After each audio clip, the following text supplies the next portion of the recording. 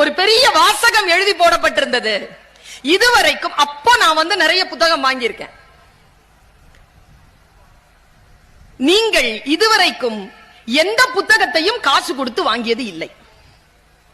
அநியாயம் அல்ல? இப்படியா சொல்றது? இதுவரைக்கும் நீ எந்த புத்தகத்தையும் காசு கொடுத்து வாங்கியதே இல்லை என்று பேசுகிறான் அந்த அறிஞன். கடைசியில் ஒண்ணு போட்டாங்க, அரைகிற மாதிரி ஒரு வார்த்தை. உங்களுக்கும் அதே வார்த்தை தான். உள்ள போய் நீங்க எவ்வளவு வேணாலும் புத்தகத்தை வாங்கிக்கோங்க, ஆனால் எந்த புத்தகத்தையும் உங்களால் காசு கொடுத்து வாங்க முடியாது. ஏனென்றால் நீங்கள் வாங்குவதெல்லாம் காகித கூலியும் அச்சுக்கூலியுமே தவிர எந்த புத்தகத்தையும் உங்களால் காசு கொடுத்து வாங்கிவிடவே முடியாது. சிந்தனையை எப்படி வாங்குவது?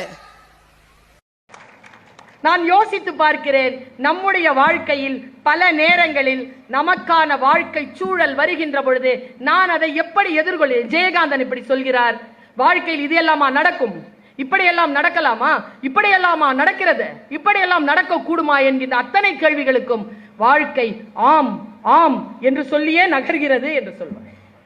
வாழ்க்கை ஆமாம் என்று சொல்லிதான் நகர்கிறது. அந்த நகர்தலில் இருக்கக்கூடிய அந்த சிறிய நிலையை நான் ஊழை உப்பக்கம் கண்டு என்னை நானே பாதுகாத்துக் கொள்ளக்கூடிய அந்த சூழ்நிலை வருகின்ற பொழுது என் வாழ்க்கை அர்த்தம் உள்ளதாகிறது. யுவன் சங்கர் ராஜாவுடைய மியூசிக் நல்லா இருக்கு, நல்லா ரசிங்கங்கிற தப்பில்ல.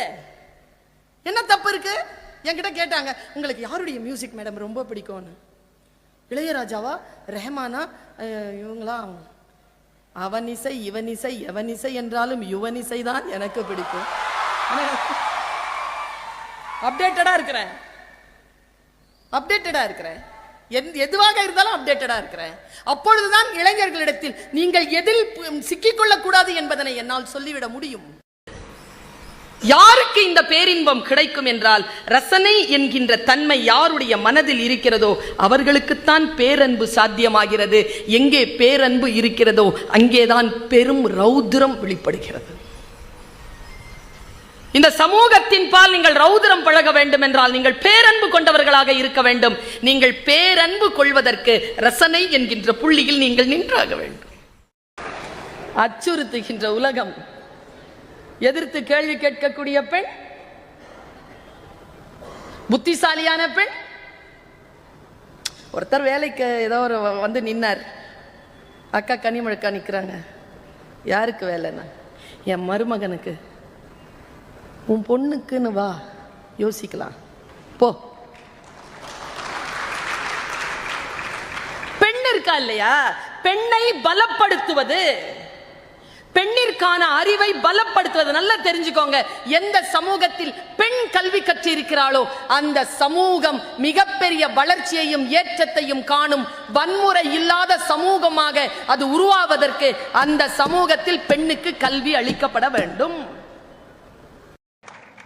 நான் யோசித்து பார்க்கிறேன், நம்முடைய வாழ்க்கையில் பல நேரங்களில் நமக்கான வாழ்க்கை சூழல் வருகின்ற பொழுது நான் அதை எப்படி எதிர்கொள்ள? ஜெயகாந்தன் இப்படி சொல்கிறார், வாழ்க்கையில் இது எல்லாமா நடக்கும், இப்படியெல்லாம் நடக்கலாமா, இப்படியெல்லாமா நடக்கிறது, இப்படியெல்லாம் நடக்க கூடுமா என்கின்ற அத்தனை கேள்விகளுக்கும் வாழ்க்கை ஆம் ஆம் என்று சொல்லியே நகர்கிறது என்று சொல்வார். வாழ்க்கை ஆமாம் என்று சொல்லிதான் நகர்கிறது. அந்த நகர்தலில் இருக்கக்கூடிய அந்த சிறிய நிலையை நான் ஊழை உப்பக்கம் கண்டு என்னை நானே பாதுகாத்துக் கொள்ளக்கூடிய அந்த சூழ்நிலை வருகின்ற பொழுது என் வாழ்க்கை அர்த்தம் உள்ளதாகிறது. ஒருத்தருக்கு இங்க மதுரையில தான், வேற எங்கே இந்த குறும்ப நான் பார்க்க மாட்டேன், இங்கதான். என் தாத்தா 96 வயதில் அகால மரணம் அடைந்தார். நான் நினைச்சேன், என்னையா 96 வயசுல தானே செத்துருக்காரு, அது எப்படி அகால மரணம்னா? அந்த பேரன் சொல்றோம், போற வயசுல போகாம லேட்டா போனா அதுவும் அகாலம் தானேங்கிறான். செத்து போதல், மண்டைய போடுதல், டிக்கெட் வாங்குதல், நிறைய சொற்கள் உண்டு. காரல் மார்க்ஸ் இறந்தான், அவன் தோழன் ஏங்கல்ஸ் அதை மக்களுக்கு அறிவிக்கிறான். அதே மரண செய்திதான் நாம் எல்லோரும் எப்படி அறிவிக்கிறோமோ ஏங்கல்ஸ் அறிவித்தான் காரல் மார்க்ஸை குறித்து.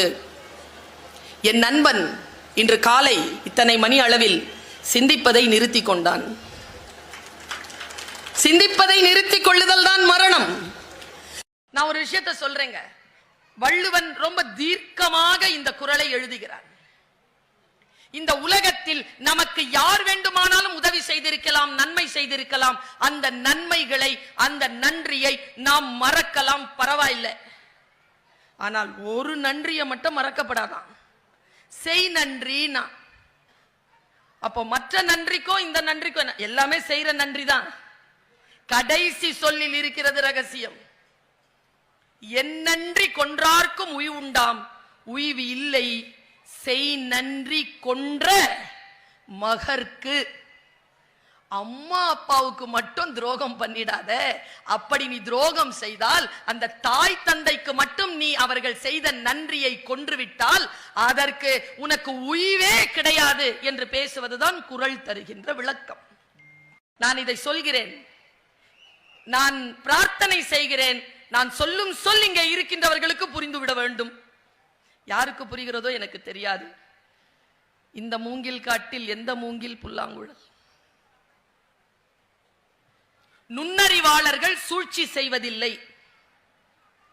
சூழ்ச்சி செய்ய நுண்ணறிவு தேவையில்லை. முட்டாள்களே சூழ்ச்சி செய்கிறார்கள். புத்திசாலித்தனமே போதுமானது. ரிப்பீட் பண்ணி பாருங்க தூங்குறதுக்கு முன்னால. முட்டாள்கள் தான் சூழ்ச்சி செய்கிறார்கள், புத்திசாலித்தனம் போதுமானது.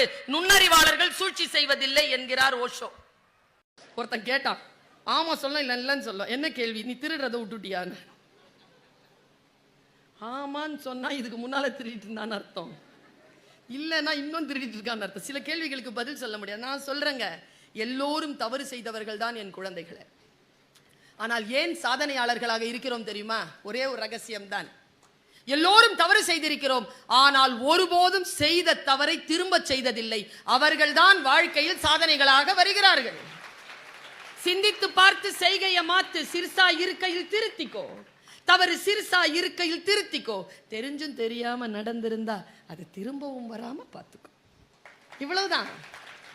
பெரிய குற்றங்கள் எதுவும் உங்களால் செய்துவிட முடியாது.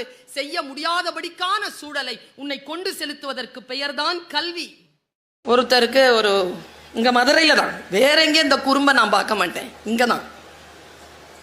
என் தாத்தா 96 வயதில் அகால மரணம் அடைந்தார். நான் நினைச்சேன், என்னையா 96 வயசுல தானே செத்துருக்காரு, அது எப்படி அகால மரணம்னா?